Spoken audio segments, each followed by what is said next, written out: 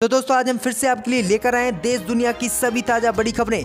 फटाफट इस वीडियो में आपको बताने वाले हैं, तो वीडियो को अंत तक जरूर देखें। अगर आप भी योगी द्वारा लिए गए फैसले कि लाउड स्पीकर से रमजान के महीने में मस्जिदों पर अजान नहीं लगाई जाएगी उत्तर प्रदेश में, अगर इस फैसले का आप विरोध करते हैं तो हमारी वीडियो को लाइक करके अपना समर्थन जरूर दर्ज करें। इसी बीच बढ़ते हैं दोस्तों अगली बड़ी खबर की ओर। तो उत्तर प्रदेश में मस्जिदों में लाउड स्पीकर पर अजान रोकने के योगी सरकार के फैसले का इलाहाबाद हाई कोर्ट से बड़ा झटका। जी हां दोस्तों, आपको बता दें कि उत्तर प्रदेश की योगी सरकार ने उत्तर प्रदेश की कई मस्जिदों में जो है लाउड स्पीकर से अजान लगाने पर रोक लगा दी है, जिसको लेकर इलाहाबाद हाई कोर्ट से उत्तर प्रदेश की योगी सरकार को तगड़ा झटका लगा है। जी हां दोस्तों, आपको बता दें कि रमजान के दौरान उत्तर प्रदेश के गाजीपुर की मस्जिदों में लाउड स्पीकर पर अजान रोके जाने के मामले में इलाहाबाद हाई कोर्ट ने उत्तर प्रदेश की योगी सरकार को तगड़ा झटका दिया है। वहीं इलाहाबाद हाई कोर्ट ने उत्तर प्रदेश की योगी सरकार से जवाब तलब किया है।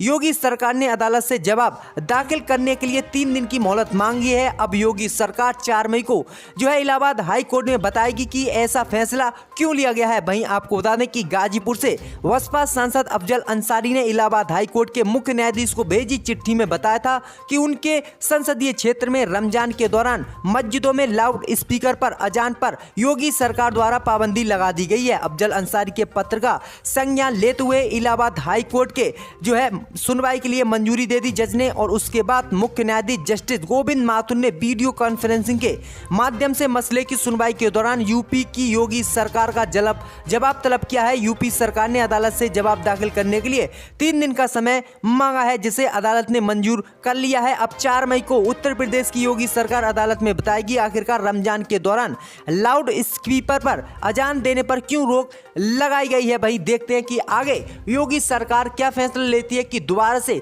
जैसे अजान लगाई जा रही थी लाउड स्पीकरों से मस्जिदों में उस तरह लगेंगी या नहीं लगेंगी। तो ये काफी बड़ा झटका लगा है उत्तर प्रदेश की योगी सरकार को। इसी बीच बढ़ते दोस्तों अगली बड़ी खबर की ओर। तो लॉकडाउन बढ़ाने के केंद्र की मोदी सरकार ने दिए स्पष्ट संदेश, 4 मई के बाद भी देश में बढ़ेगा लॉकडाउन। वही केंद्र की मोदी सरकार 4 मई से लागू करेगी देश में नई गाइडलाइन लॉकडाउन को लेकर। जी हां दोस्तों, आपको बता दें कि अब केंद्र की मोदी सरकार ने साफ स्पष्ट संदेश दिए हैं कि देश भर में जारी लॉकडाउन 3 मई को खत्म नहीं होगा, इसकी अवधि को और आगे बढ़ाया जाएगा। जी हां दोस्तों, आपको बता दें लेकिन इस अवधि को बढ़ाने के साथ साथ केंद्र की मोदी सरकार ने कहा है कि कई जिलों में सेवाओं और लोगों को पर्याप्त ढील देते हुए इस लॉकडाउन को 3 मई के बाद आगे बढ़ाया जाएगा। वहीं गृह मंत्रालय ने कहा कि 3 मई तक सख्ती से लॉकडाउन लागू करने की आवश्यकता थी ताकि संक्रमण काबू करने की दिशा में जो प्रगति हुई उन पर पानी न फिर जाए। केंद्रीय गृह मंत्रालय ने ट्वीट किया है कि उसने देश में बंद की स्थिति पर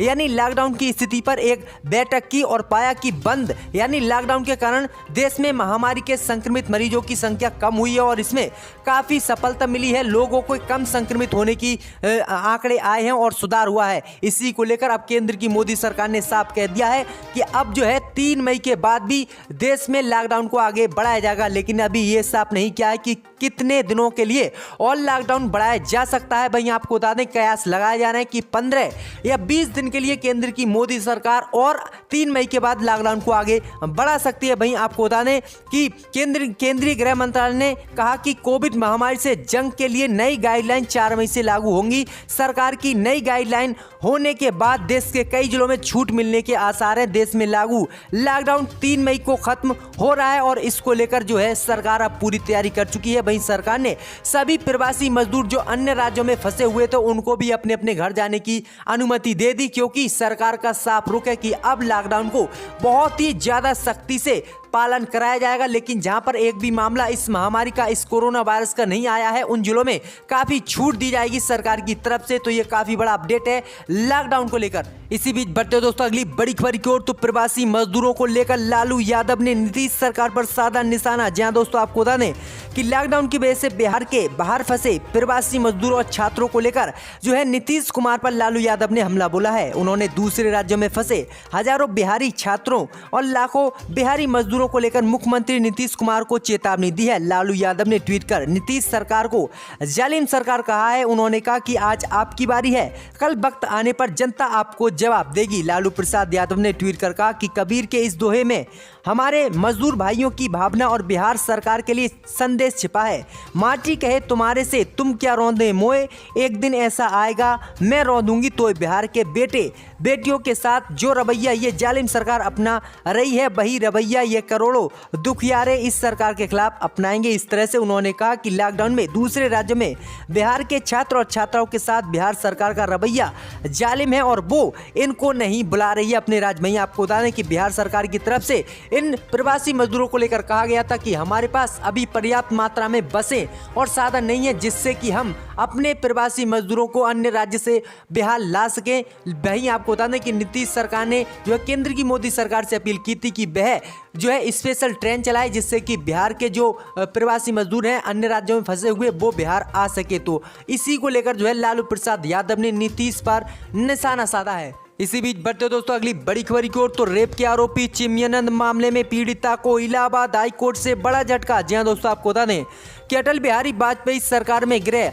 राज्य मंत्री रहे स्वामी चिन्मयानंद पर जो है रेप का आरोप लगाने वाली छात्रा की एक मांग को इलाहाबाद हाई कोर्ट ने खारिज कर दिया है। इस मामले की जांच के लिए गठित एसआईटी की जांच पर सवाल उठाने की छात्रा की मांग को कोर्ट ने खारिज कर दिया है। कोर्ट ने पुलिस रिपोर्ट पर कार्रवाई करने का निर्देश दिया है। जी हां दोस्तों, आपको बता दें कि इलाहाबाद हाई कोर्ट ने स्वामी सुखदेवानंद लॉ कॉलेज शाहजहांपुर की एलएलएम छात्रा को काफी बड़ा झटका दिया है। कोर्ट ने चिन्मयानंद पर जो है रेप व छात्रा के खिलाफ ब्लैकमेलिंग के आरोपों की एसआईटी की जांच के तरीकों को सही माना है और पीड़िता की ओर से जांच प्रक्रिया पर उठाए गए सवालों को खारिज कर दिया गया है। पीड़िता की ओर से थाना लोधी रोड नई दिल्ली में की गई शिकायत की अलग से जांच करने की मांग को कोर्ट ने यह कहते हुए हस्तक्षेप करने से इनकार कर दिया कि एसआईटी ने पीड़िता के बयान व शिकायत सहित सभी पहलुओं पर विचार करते हुए अपनी रिपोर्ट कोर्ट में पेश कर दी है जिस पर कोर्ट नियम अनुसार कार्रवाई करेगा। तो ये काफी बड़ा झटका दिया है इस महिला को। इसी दोस्तों अगली बड़ी खबर की ओर। तो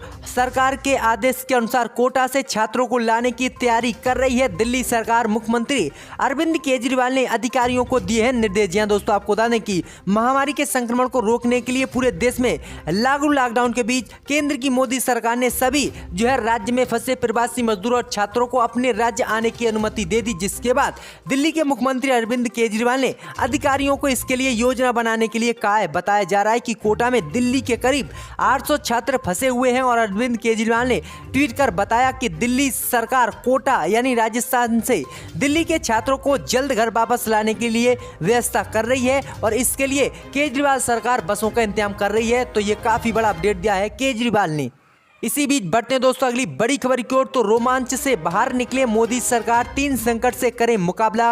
बीजेपी सांसद सुब्रमण्यम स्वामी की मोदी को नसीहत। जी हां दोस्तों, आपको बता दें कि भाजपा वरिष्ठ नेता राज्यसभा सांसद सुब्रमण्यम स्वामी ने एक ट्वीट के जरिए केंद्र की मोदी सरकार को 3 स्तर पर संकट से निपटने की नसीहत दी है। उन्होंने कहा और ट्वीट कर कहा कि 3 स्तरों पर संकट है जिनसे निपटने की जरूरत है। पहला, नागरिकता संशोधन कानून के विरोध में सांप्रदायिक उकसावे पर हिंसक आंदोलन के बाद पैदा हुए हालात। दूसरा, वित्त मंत्रालय के 9 सीखियों के कारण भारतीय अर्थव्यवस्था की हालत। तीसरा, कोरोना महामारी। आगे ट्वीट में लिखा कि मोदी सरकार को एयर इंडिया को बेचने जैसे रोमांच से बाहर निकलकर इन 3 मुद्दों पर ध्यान देने की जरूरत है।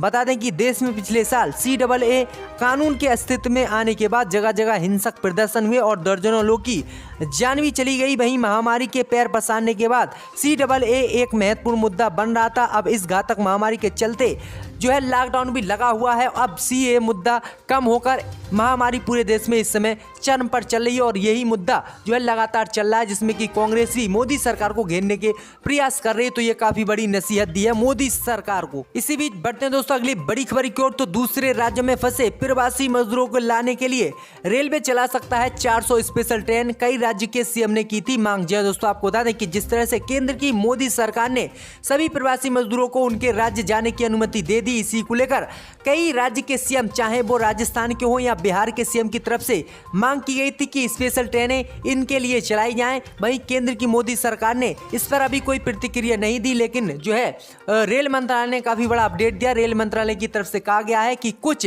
स्पेशल ट्रेनें जो हैं इन प्रवासी मजदूरों के लिए भारत में चलाई जाएंगी। तो देखते हैं कितनी ट्रेनें जो है चलाई जाती हैं। इसी बीच बढ़ते हैं दोस्तों अगली बड़ी खबर की ओर। तो उत्तर प्रदेश के बाराबंकी में महिला ने 5 बच्चों को दिया जन्म, 3 बेटी 2 बेटे। जी हाँ दोस्तों, आपको बता दें कि दुनिया का ये सबसे बड़ा अपडेट आया है कि भारत के उत्तर प्रदेश में एक महिला ने एक साथ 5 बच्चों को जन्म दिया है, जिसमें 3 बेटी हैं यानी 3 लड़की हैं और 2 लड़के हैं। तो ये काफ़ी बड़ी खबर है उत्तर प्रदेश से और पूरे देश से। जी हाँ दोस्तों, अगली बड़ी खबर की ओर बात करते हैं कि लॉकडाउन के बीच फंसे प्रवासी मजदूरों को गुजरात सरकार ने अपने गृह राज्य लौटने की दी इजाजत। जी हाँ दोस्तों, आपको बता दें कि केंद्र की मोदी सरकार के आदेश के बाद सभी राज्य के सीएम अपने अपने प्रवासी मजदूरों को अपने राज्य लाने की हर तरह से कोशिश कर रहे हैं। इसी को लेकर अब जो है गुजरात सरकार ने साफ निर्देश दे दिए हैं कि उनके गृह राज्य आ सकते हैं। जो भी उनके राज्य के फंसे प्रवासी मजदूर अन्य राज्यों में हैं और क्वारंटीन सेंटर में हैं या शेल्टर होम में रह रहे थे, अब वो अपने घर वापस आ सकते हैं। किसी प्रकार की उनकी रोकथाम नहीं की जाएगी। तो ये काफी बड़ा फैसला लिया है गुजरात सरकार ने। इसी बीच बढ़ते हैं दोस्तों अगली बड़ी खबर की ओर।